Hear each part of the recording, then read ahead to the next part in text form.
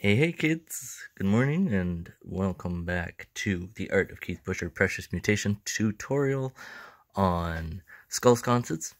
Today we're going to do a bit of a short lesson, but I kind of wanted to show you our progress so far and let you know where we're at today. So basically the pieces that you guys have seen so far have been the little pieces that we've been working on. So those just kind of screw off the bottom here, right? So that's what we're looking at. So I'm just going to screw those back on. I'm going to give you a bit of a long shot so you can see our wall sconce in action. As you can see, I jumped ahead a little bit with the skull on the top there, the bigger skull. Wasn't sure, did you guys forget about that one? Jumped ahead a little bit on the bigger skull that's going to be sitting on top of it. Just adding the teeth and the eyes in the same way that I did the teeth and the eyes for the other piece, so that you know. And what I wanted to touch on today, we're actually going to work a little bit on that bigger skull so that we can start sculpting on that and you can see some of the details and stuff. What I wanted to discuss was a different way of doing the eyes. I talked about, let's take a look. We talked about before, when we did the eyes here, we did it with a bit of paint, and we smeared it around, and we gave it a bit of a red eye look, and then we were able to sculpt around it, and see how we got the red in there, and it just adds a little bit of detail, but it's a lot easier than trying to add that paint in later after we sculpt. So you see the effect that it has. Basically, it just adds a little bit of depth to the eyes, creates a little more realistic of a look. Same with the gums, right? You see the gums are all painted and everything. Okay, so today we're going to take this piece off and we're going to put it aside for today. Don't worry, we're going back to it.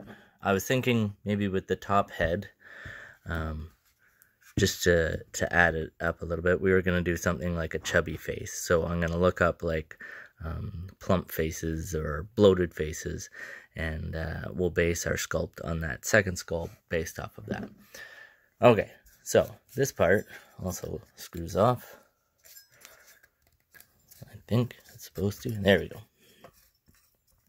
It's all gonna fall apart on me now. Anytime you can get whatever it is you're building into more manageable pieces, it just makes your life a whole lot easier. Okay, so what I wanted to talk about was adding a detail into the eyes that we didn't do on the smaller ones because they were too small. This is a technique that I picked up doing my eyeball earrings and stuff like that.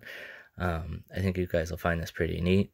I'm sure it's been done before, but it was kind of an epiphany that struck me while I was building something one day, and I was just like, wonder, how do I make those little veins in the eyes and stuff, how do I make them more realistic? Because, I mean, paintbrushes can get pretty thin and pretty small, but let's be honest, it can be difficult to get them to really look realistic. If you think about how thin the threads in your own eyes are, to scale that down to something that's like 1/15th scale, something that's like 1/15th of a normal head, that's really hard to kind of get that thin of a paint job and make it look a little more realistic. So on one of my days wandering through the craft store looking for glues and paints and stuff, it dawned on me, like I said, you guys may all be going, duh, no, obviously people have been doing this for a long time.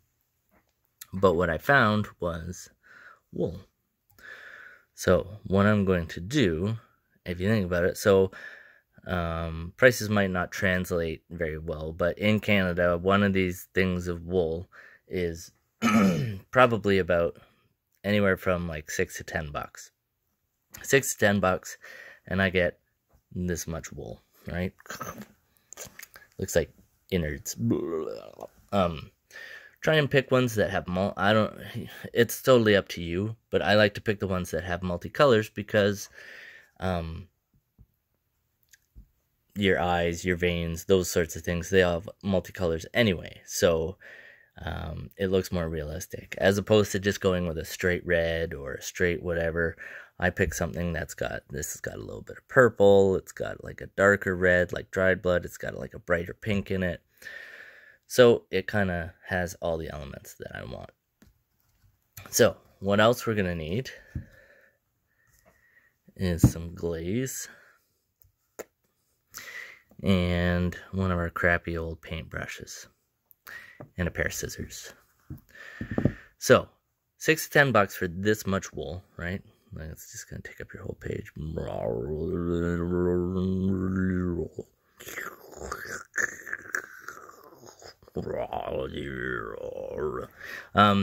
That was way too long for that, sorry. And this is how much, literally, I'm going to use. Ready? Wait for it. Okay, so we're going to take this, we're going to put it aside, and we're going to use this much. Just kidding. We're going to use this tiny little bit, right? So I've had this rollable. I've got a bunch of different colors and stuff like that, but I've had this roll for like 5 years, and I barely put a dent in it because this is all I'm going to use.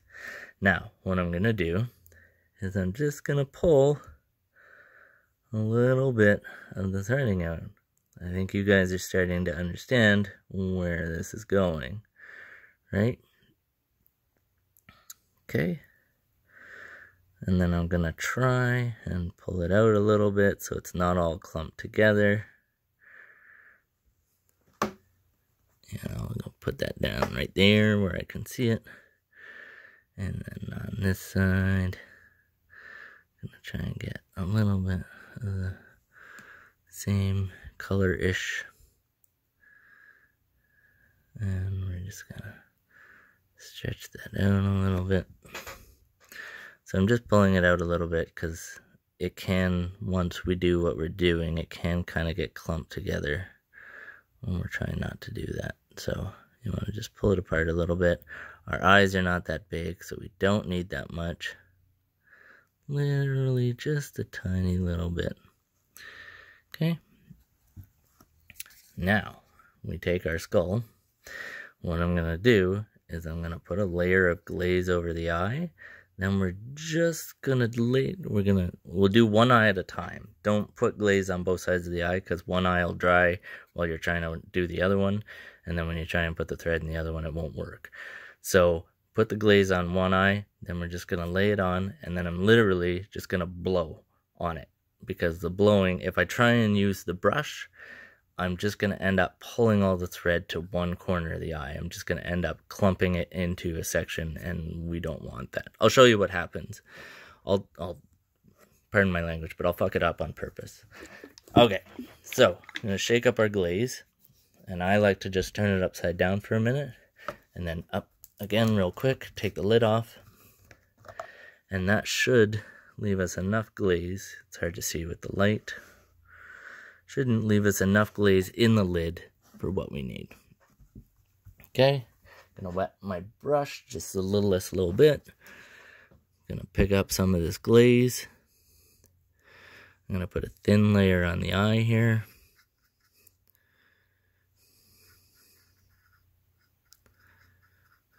Now, I'm gonna take our little tiny bit of thread and I'm just gonna place it on, and then, so, like I said, I'm going to show you what happens when you fuck it up.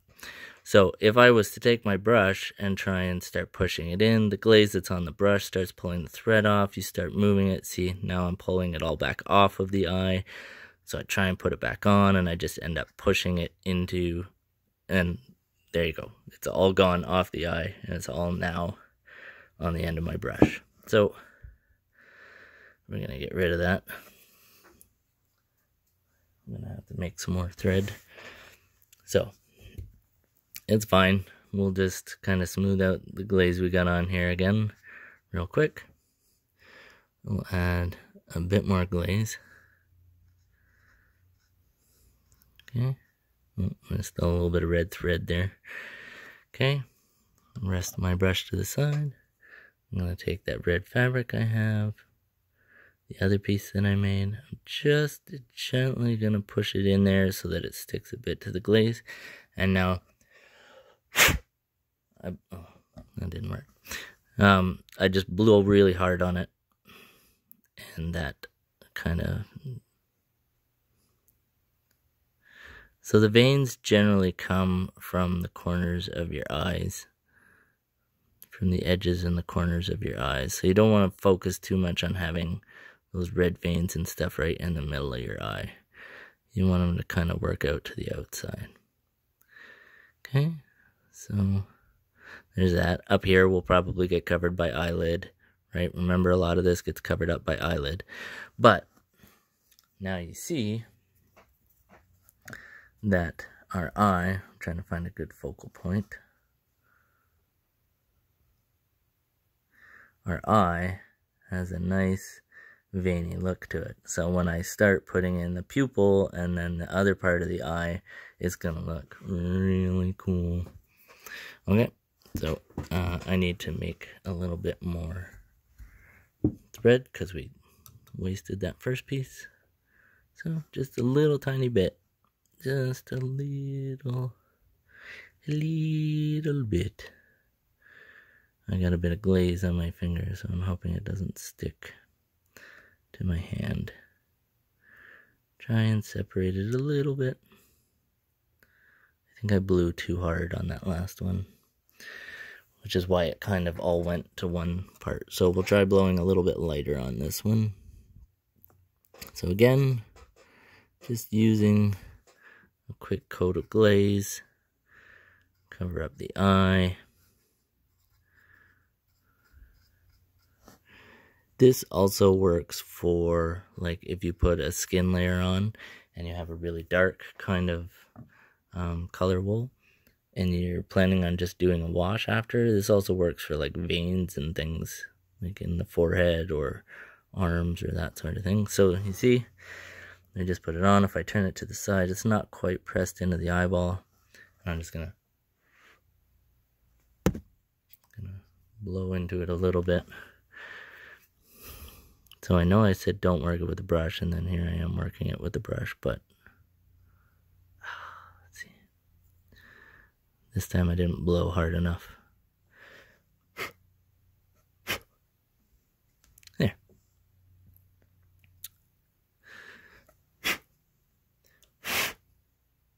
And the blowing just basically pushes it into the glaze where it'll stick. Now I'm screwing it up again, right? By overworking it, just like I said not to do. Dumbass. Alright.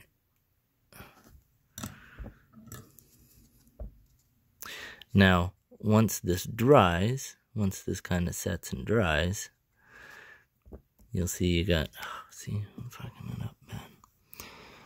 This is embarrassing. I'll try a little bit more. You don't want to put too much in. You don't want to make it too bloody, but you can use the back of your brush to push it in. If you have a toothpick, sometimes that works to kind of spread it out a little bit. So you've got all these kind of excess threads here hanging out over the side of the eye.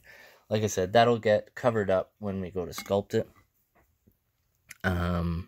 But what I'll do is once the kind of clay is dried and I know the thread is stuck,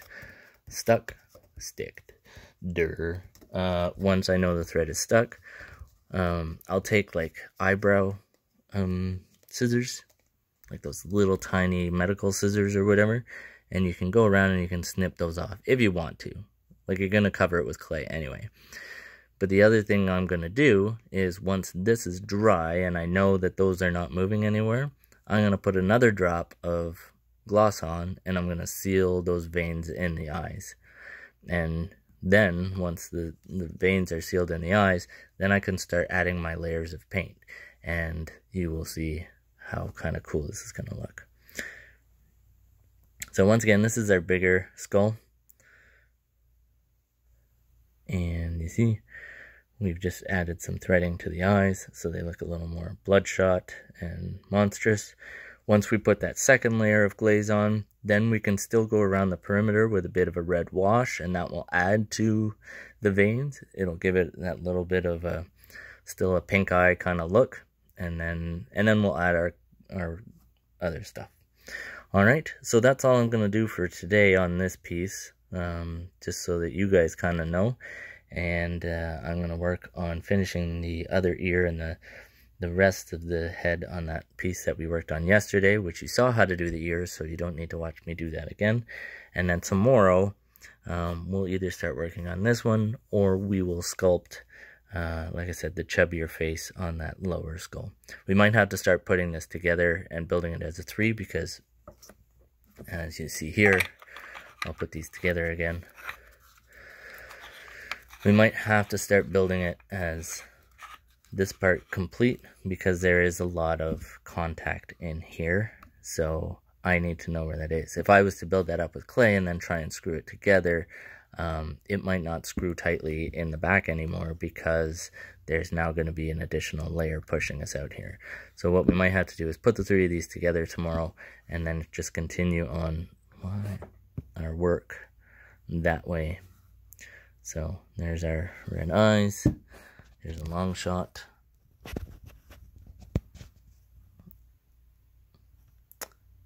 And that's where we're at. As always, our sculpting, we're using Epoxy Sculpt. And you can find their product. We'll be using that tomorrow. We've been using that to make the eyes and the teeth and everything like that. You can find them at www.avesstudio.com, avesstudio.com. That's where I get all my clay. They're having an Instagram thing right now where if they can get to 2,000 viewers, they will do a giveaway. And you can potentially win a bunch of clay, and then you can watch my tutorials, and you can make a bunch of fun stuff. So, on top of this, the other reason I'm kind of having a short video today is because I'm going to start a new video on another piece that I'm building. That's going to be this one here, because we've got a lot of love in the last couple of days from Lovecraft webpage, Facebook page, Lovecraft Easing, I think it's called. And so I've wanted to do something Lovecraftian with this piece for a while. Originally, I started to do a zombie piece, but I don't, not that I'm bored of zombies, but I think this piece deserves better. So we're going to have like a Cthulhu head coming through the portal, I think is going to be what we're doing with this piece. Alright, so subscribe to our YouTube channel if you want to see how we're going to do that and accomplish that. It's again Art of Keith Busher Precious Mutations YouTube channel, and I'm going to be uploading all kinds of editorials on how to mutate figurines, paint with firecrackers, all kinds of other fun stuff. Alright, 18 minutes is a good length. Have a great day, and we'll talk to you tomorrow.